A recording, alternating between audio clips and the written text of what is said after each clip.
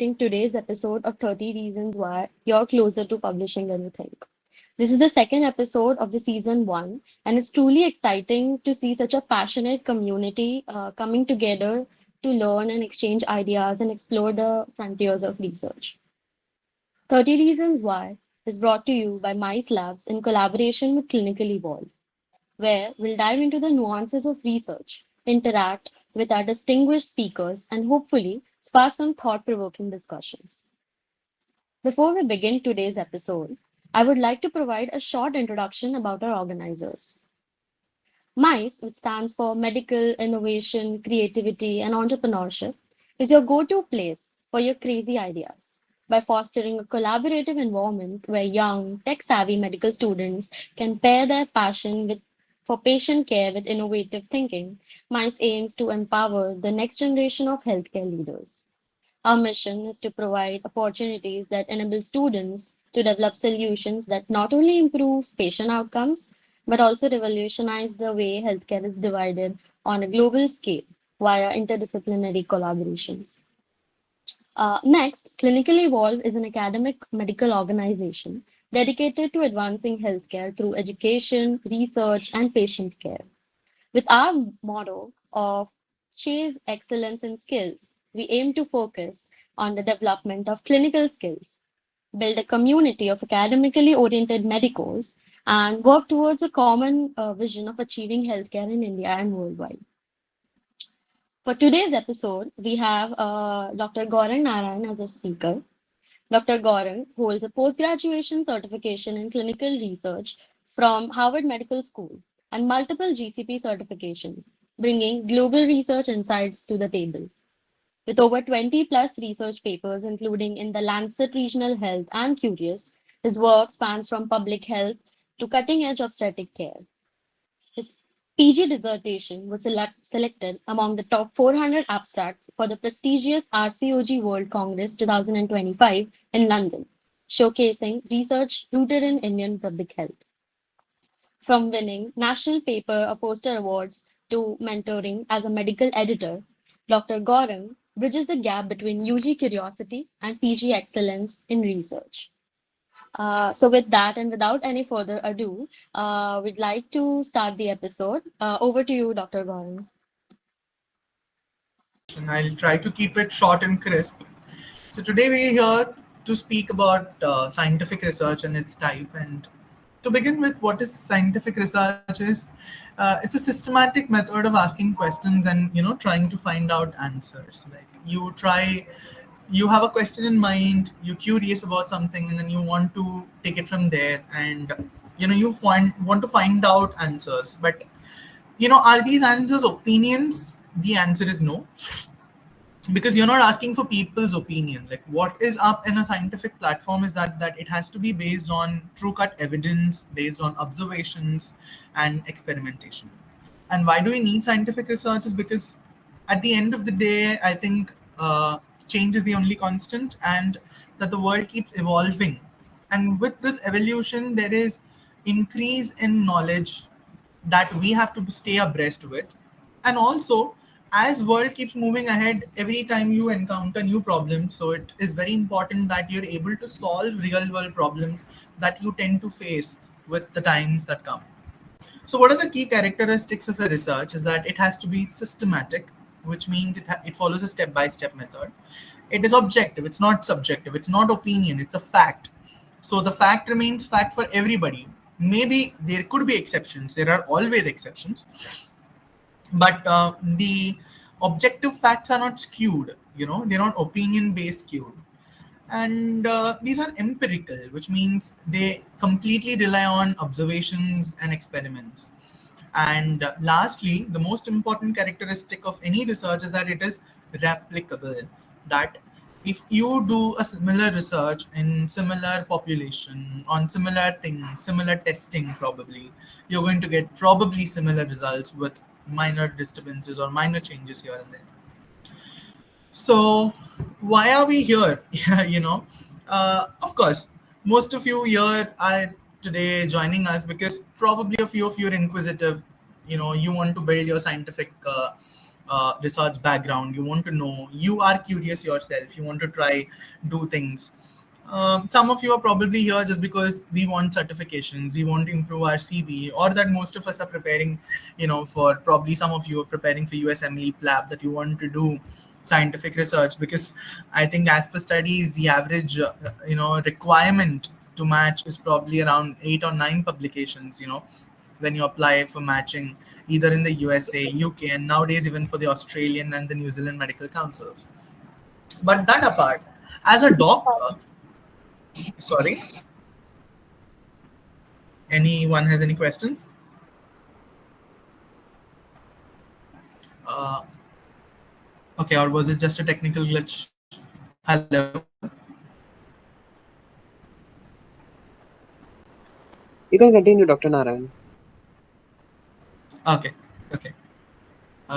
You see, if you, because I've shared my complete screen, the issue is that if there's a technical glitch or something, I'll not be able to actually see it, and I would want you to stop me and either raise your hand or drop a text in the chat box or let me know that I need to stop. Okay. Getting back, as physician scientists, like research was an option when it came to many subjects, but for medicine it was not an option, it was a part of the curriculum. But people don't realize the importance of research with time. But as physician, you are bound to be scientists. That is why one of the roles of the doctor is also to be a physician scientist. So you develop new vaccines, you talk about innovations in the treatment and clinical patterns and clinical findings. And the same is applied to other ancillary divisions also, like engineering, environment, and education, and so on. So, what is the scientific method of research? Like a lot of you have this question as to where do we start? How to start? I'll tell you my life, how I started. I wanted to be a writer, okay? And post 12th, I tried applying for universities for BA in English literature or journalism. And I, in fact, happened to get selected in the interview of St. Stephenson's. It's one of the good colleges for English literature under Delhi University. But I was also good with what I was doing with my subjects. And during my time, it was AIPMT. I scored a good rank, and I was getting the medicine seat. And so my grandparents made that emotional twist in my life, and they said, you can always do journalism, and since you're getting the seat easily, you're not able to you don't understand or realize the value of it, and so on. So I happened to switch from journalism to medicine, but I did not have I did not lose the passion to write. So I decided, if I was not able to write articles, why not actually write scientific stuff? That is how my passion for scientific writing developed, and I decided the best way to do probably scientific writing is to end up doing scientific research. It's an easy way.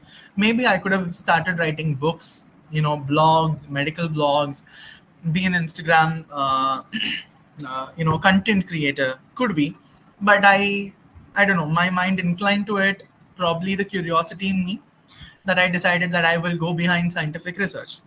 So what I started doing was, I always started having a notepad where I would, start writing, jotting down any random idea that came to me, irrespective of how dumb the idea was, and try and explore if that could form a research question. So the primary thing is observation. Now, the two examples that I've given you, I'd like to discuss the first example. The third year I was there, and we all have read Park. I think that's the textbook that most of you read for PSM. And Park has a table which says high risk community, in which you have to do intensified TB screening, as per RNTCP. Back then it was RNTCP, now it's called NTEP. That's a different game altogether. And one such high risk group is jail inmates. So then that popped up. Okay, so if RNTCP declares that jail inmates are probably high risk for TB, are my people, like are people, so I did my UG from Pondicherry, so I wanted to know if people actually in jail have high risk for TB or not, and I decided, why not explore it? And that's how my observation came as a question, to know if actually jail inmates are a risk factor for pulmonary tuberculosis in my geographical location, which was Pondicherry in South India. And being the curious person that I always am, what I did, this was probably the best way to crack a deal and enter jail. Like, Who wouldn't want to go see how the jail works, how it is, how the people are the people really bad, and how's the food there, how's the environment there, and why not explore this? So I changed my observation, created a question, created a hypothesis. Now, this hypothesis need not always come true. According to me, I will give you the same example with the idea that probably, yeah, RNTCP ने बोला है jail inmates have high risk for pulmonary TB. So obviously, my patients would also have pulmonary TB. This is the hypothesis with which I entered. But trust me, this paper got published stating that I could not even find one patient of TB in the jail, in Pondicherry jail. So, which means your hypothesis need not always be true, but you can test your hypothesis and then experiment it, collect real time data, analyze the data using statistics, and then provide a brief conclusion, report it, publish it, and maybe repeat it few years later and see what was the difference between this and that. Or you can always do a before after analysis, like these were the changes you wanted to do, these were the changes you implemented, and what came out as the outcome. So that's how you come up with a research and then you publish it. I'll give you the second example. So I was curious. I told you. So during my undergraduation, I was curious and I wanted to do all these things. The most common comment which your friends, which your peers, which your own undergraduate batchmates would come up with, is he mad? Why is he doing all these things? हम्म, कि इसको क्यों करना है ये सब, अपने को तो गाइटन और गेनोंग पढ़ने पे टाइम नहीं मिल रहा है, इसको कहाँ से टाइम मिल रहा है. These are probably some of the demotivating comments that I have received with time. But then I realized, why is it that only I am curious towards doing research and why not other students? Because one part of your curriculum says that you should be taught, every PSM subject in any college will teach you scientific research and scientific methodology. Then why is it that only I became curious and why others were not curious?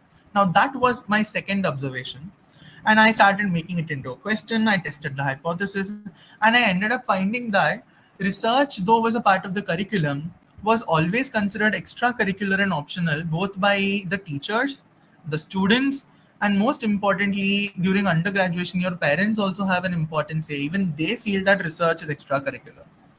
And that became another paper. So you start with observation, you jot the ideas, you question it, you create a hypothesis for yourself, you experiment it, you collect data, you analyze, you conclude, you report, or you repeat. Okay? Any doubts so far? Any questions? Okay. So that means, is it too boring, or there's an absolute silence? I am not able to get it. But nevertheless, I'll take it forward from here. Now, after a brief introduction, I'd like to dive into the topic proper of today's discussion, which is types of scientific research. So, research basically can be classified as pure research, which is basic, could be applied research, could be descriptive research, analytical research, or experimental research. Now, let's see what each of these terminologies or jargons actually mean. Okay, so the first one is uh, basic research. So basic research is done at a very primitive level. It is basically to expand your knowledge. So why does water have ripples? How is it that birds are able to navigate without any GPS maps? You just want to know and you want to understand. That is basic research. Applied research is when you have a real time situation and you want a solution or a problem. For example, there's so much air pollution in Delhi. People are having difficulty in people are having difficulty, and you want to create an anti-pollution device. Just a minute. नहीं है system. So you want to create an anti-pollution device. The third type of research is basically descriptive research, wherein you want to describe characteristics. So you basically start asking such questions as to, why? Why is it that uh, you know, uh, people having multiple sexual partners are at increased risk of CA cervix? Why is it that teenage students or young school-going students these days are completely into mobile phones? So you want to just describe characteristics, or basically these are researches to find out risk factors or behavioral patterns. Then you go on to do analytical research. So what is analytical research? So here you're generating a data. So you have a data, you take a data, you're getting numericals, you're interpreting them. For example, is melatonin secretion affected by the amount of time I see on my phone? That's the screen time and the quality of sleep that I have. So it's an indirect link to something to do with melatonin secretion, maybe. And then you come up with another question. And lastly, experimental research is when you want to have a cause effect relationship. For example, I use fertilizer A for a plant and fertilizer B for the same plant, and I want to see which fertilizer is probably better for a plant. Remember, I'm giving you very simple examples. I'm not giving you any medical examples to complicate the situation. I'm giving you examples which probably you can easily relate to. Okay, so this is an overview of type of research. Now, just quickly diving a little deep into them, these broad categorizations of five types that you have, like basic, applied, descriptive, analytical, and experimental, you can also subdivide the same as qualitative and quantitative. Qualitative is non-numerical, it is a descriptive, wherein you want to know, for example, ideologies, perceptions, opinions, attitudes. These are all descriptive behavior. Quantitative is when you want to say, you want to make real time data, you become make it objective, you add statistical influences to it, and then you want to make measurable data out of it. So they are called qualitative research and quantitative research. The same can further be classified as exploratory research and conclusive research. Exploratory is initial studies. Every time a new molecule is found, in pathology, in biochemistry, you want to test them as immunohistochemical markers, or probably as a new metabolite you want to study. So they are very new insights, new studies. But conclusive and confirmatory findings is when you actually establish a cause effect relationship, or probably a numerical data which tells you that, okay, it's a solid evidence that I can move it forward. They are called conclusive research. So basically, research is of five types, which can subcategorized be as qualitative, quantitative, exploratory, or conclusive. Just giving you more insight into this.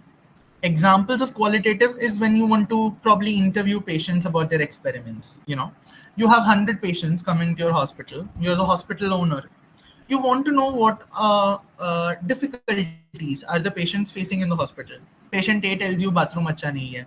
Patient B tells you lamba line waiting time hai. Patient C tells you your hospital administrative staff was not friendly with me. Patient D will tell you the doctor is stinking. He did not take bath today. So it could be any example. So you want to analyze their behaviors, their perceptions, their views. So you're interviewing them and you're trying to generate qualitative data so that you come to know what actual problems lie with the community. Now, quantitative is measurable. So you take random people, you survey them, and then you want to create and generate some data out of it, or probably give a cause effect relationship.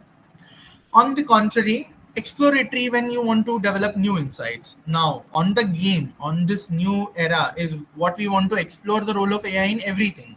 Everybody writes a narrative review on the role of AI in their subject. They want to know how all AI can probably help them or probably put them to trash. So that is a new exploration that they want to do, where they want to write. And conclusive is when you finally generate data that, yeah, AI is going to replace doctors, or probably AI is not going to replace doctors, but is probably going to replace only those doctors who don't know AI. Now that becomes a very conclusive evidence after confirming patterns and testing hypothesis. Got it? So many of you would have thought that when uh, probably they came out with a flyer, when they came out with their 30 days, 30 events, you would have thought that probably this guy would teach you study designs, right?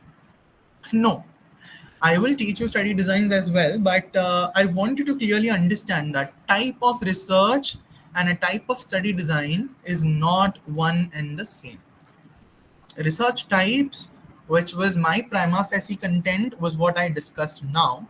But what I will be covering further is study designs, which are technically, um, a blueprint of what you are going to do in a study. So you have chosen a type of study that you want to do, It's an exploratory study or a conclusive study. It's an analytical study, a descriptive study, a quantitative study, a qualitative study, or a mixed method study where you want to combine qualitative, quantitative, and both. That was your research type, but your study design type will be in the particular study type that you have chosen. What is the blueprint that you're going to follow, or what is the protocol that you're going to write, or in other words, how are you going to do this particular research will be called your study design. And it helps to ensure valid, reliable, and unbiased results. And the choice of design will depend a lot on your research question, your ethics, your research, your resources, and on also how capable you are in that study design. Like, not everybody is good with mixed method study. Not everybody is good with qualitative research. Not everybody is good with statistics that they can do quantitative research. So it also largely depends on the research group.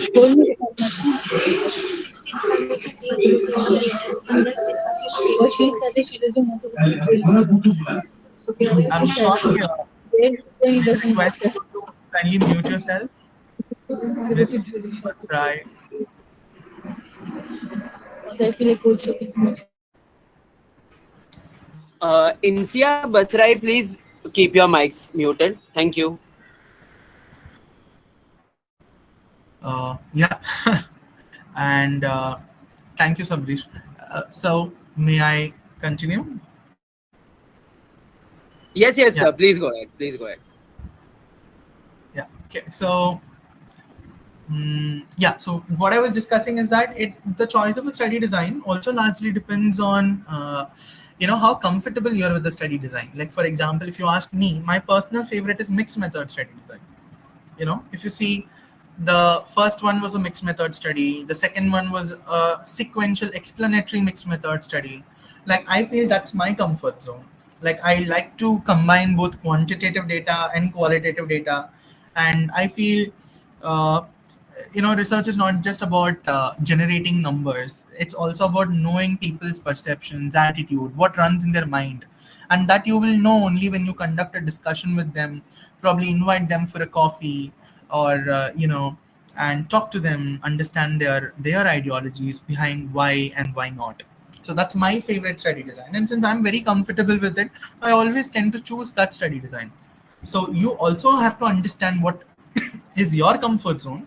And as a beginner, maybe you might not be comfortable with any study design, but at least your guide, your mentor, or your research team should be comfortable with one study design. Okay, so that will largely determine what kind of study design you want to choose. So study designs can be classified again, and they are, first classification is based on the nature of the study that you're doing. So there could be observational study designs. I think this is a wrong slide. Yeah, exclude me. This is the right slide. So there could be observational study designs where, you know, uh, what is observational study? So here, a group of researchers, imagine, are observing few things. They could be participants, or let us say you are sitting in a farm. You have 6 to 5 cows, and you're just watching the 5 to 6 cows move, and you're looking at the way they move, and then the distance they move, and the load with which they move, the time that they take to move from one point to another. So these are your observations, and then you convert them into measurable data or variables without manipulating them. So that is called an observational study design. Now, this observational study can further be subclassified as cross-sectional, longitudinal, case control, and cohort. So what's cross-sectional is, data is collected at a single point of time. So, for example, I randomly walk into JJ hospitals, okay, or Grant Medical College.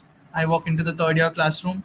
There are 200 of you or 150 of you. I mean, I don't know how much is your strength. I make all of you sit, and I say, who's vegetarian, who's non-vegetarian. I want to compare the weight of a vegetarian versus weight of the non-vegetarian. I want to compare the muscle mass between the vegetarian and the non-vegetarian.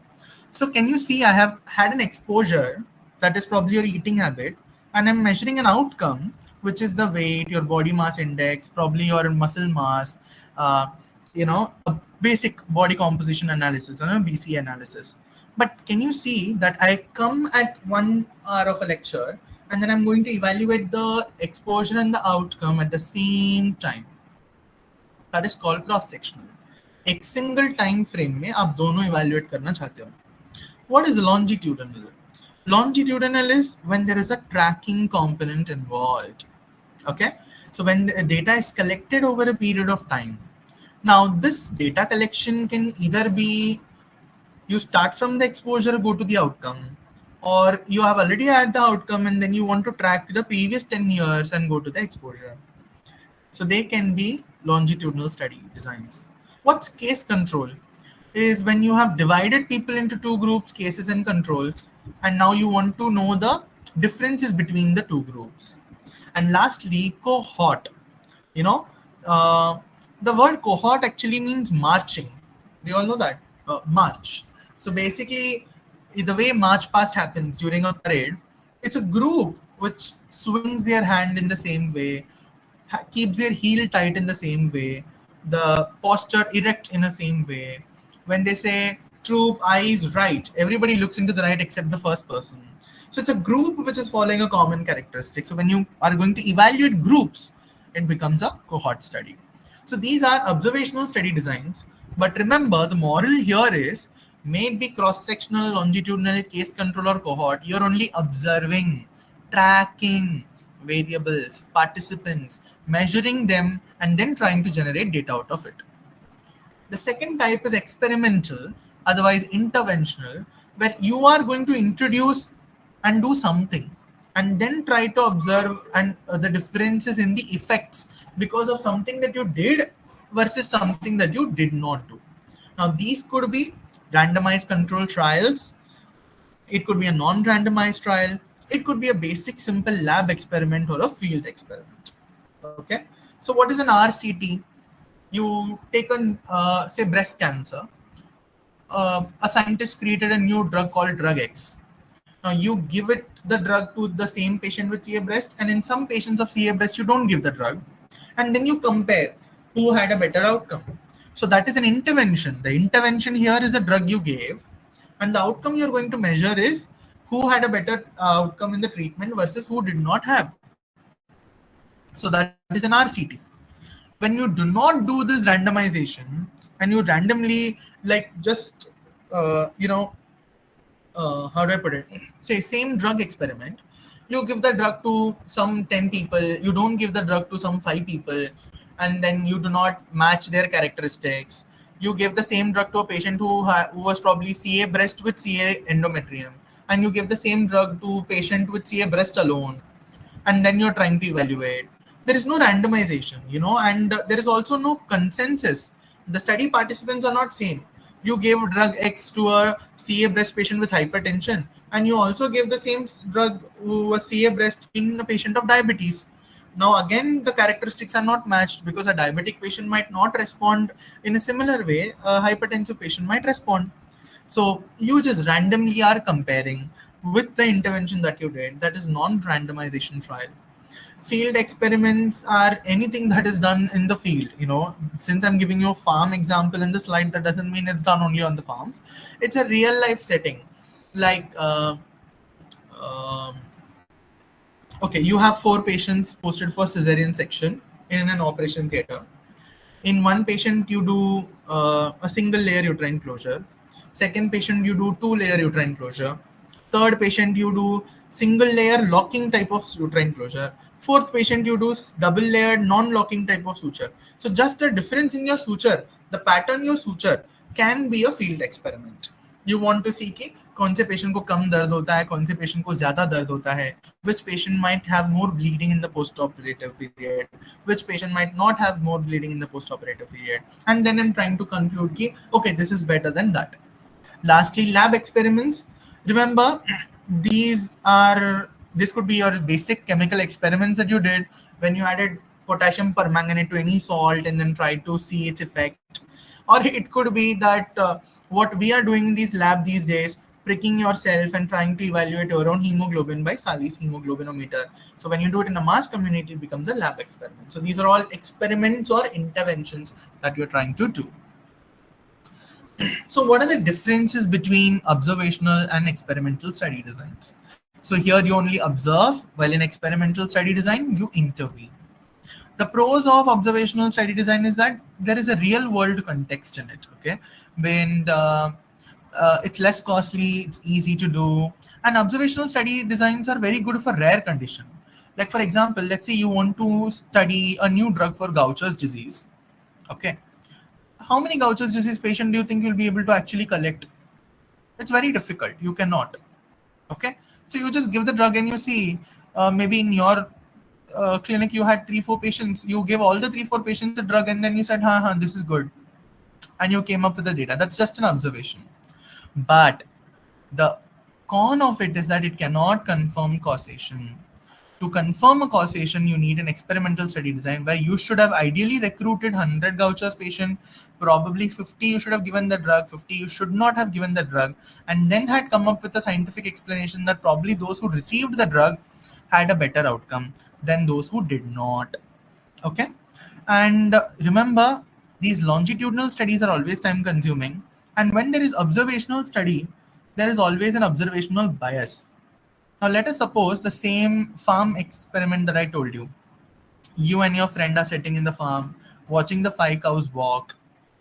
All of a sudden a simple girl passes by and your other friend happened to lose 2 minutes of his interest in the cow and saw the other girl. Probably now he's missed, actually missing those 2 minutes of his observation. That's an example of an observer bias. So observational studies always have bias as a limitation. Okay, but what are the cons of an experimental study? On the other hand, if it is so good, if it is so better to produce in outcomes because it's repeatable, it's testable, it reduces bias. But why is it not often done is because it's very difficult to do. And the ethics committee approval, on because if you actually look at the finer mnemonic of research, F stands for feasibility. How feasible it is for all of us to actually stay in a government setup and get hi-fi ethical committee permissions, it becomes very difficult. So they have ethical concerns. They're very difficult to obtain the participant, the concerned approvals, and they have very long waiting period. And when you have to evaluate these outcomes, you also have to eliminate the ancillary components involved in it. Okay. Now, the same study designs can also be classified as prospective, retrospective. You also have a third type called ambispective. It's like introvert, extrovert, and ambivert. Prospective is when you follow from cause to effect. Retrospective is when you actually have an effect and then trace the past. Ambispective is you started at one time and you are including all the cause and effects, and then you will now sit and compare which was cause to effect and which was effect to cause. Got it? Lastly, descriptive and analytical. I think I've already introduced these study designs to you when I taught you about the types of research. A descriptive study is when you're describing characteristics without a cause-effect relationship. But when you want to establish a cause-effect relationship, you do an analytical study design. Okay. So these are some of the other types: experimental, exploratory, and explanatory, all of which is the same, which I discussed with you in the previous research types. Lastly, on evaluative and predictive, remember, evaluative is basically, let us say a teacher in your class introduced a new teaching methodology. Like instead of a didactic lecture that she normally conducts, she did a brainstorming session, or probably she did quizzing as a tool to teach you. And now she wants to evaluate your performance. She took 10 classes in the normal way and then 10 classes after quizzing as the mode of teaching. And the same set of questions she asks, and she sees that probably you guys have done better with quizzing as a tool, then that becomes a before after analysis, or probably an effectiveness evaluation when you do. And these types of studies are predominantly done for pedagogies, when you want to do on educational background. While predictive analysis is basically your modeling, the risk prediction models that you develop these days. Like for example, your any risk scoring system you have any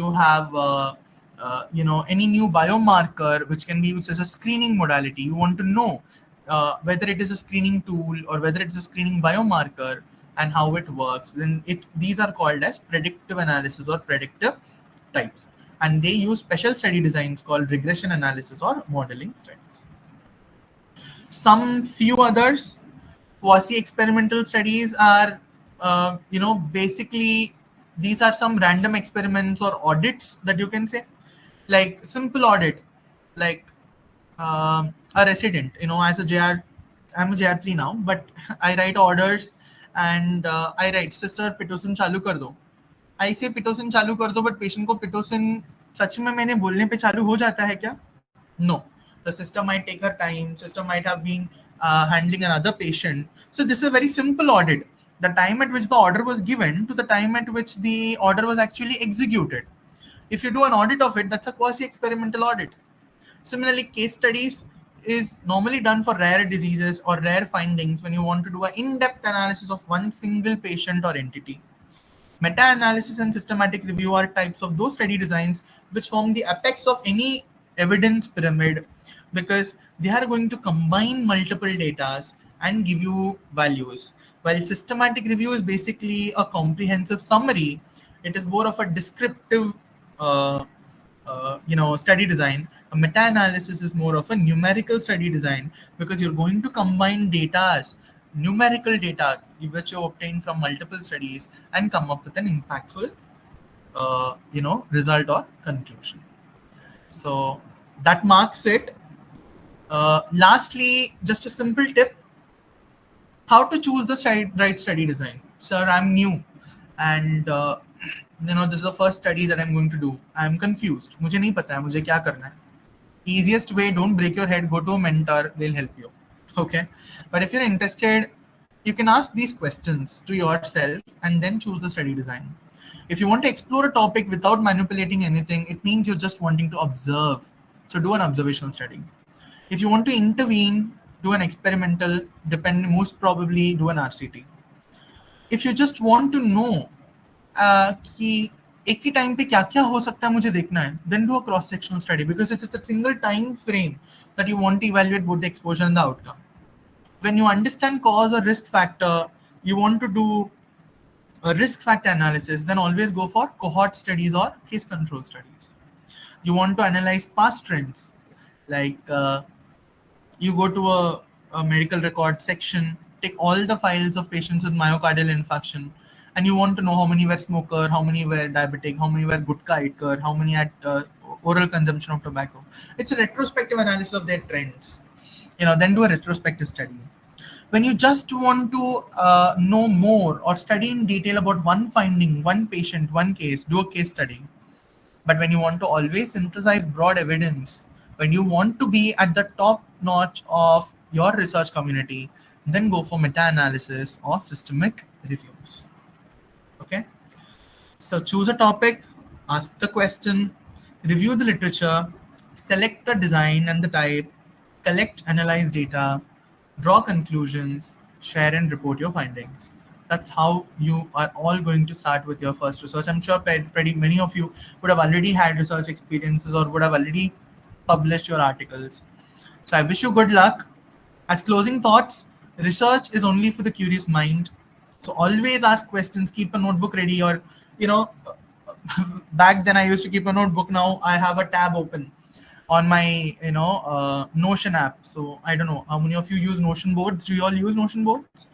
I use Notion boards. So it'll help you ask questions, explore and share thoughts. Start small, survey, mini projects, observations. Always start small, baby steps first. Remember, science will continue, but science always begins with a simple question. So a research design is not just a technical plan, it's the architecture of your scientific reason. I thank you all.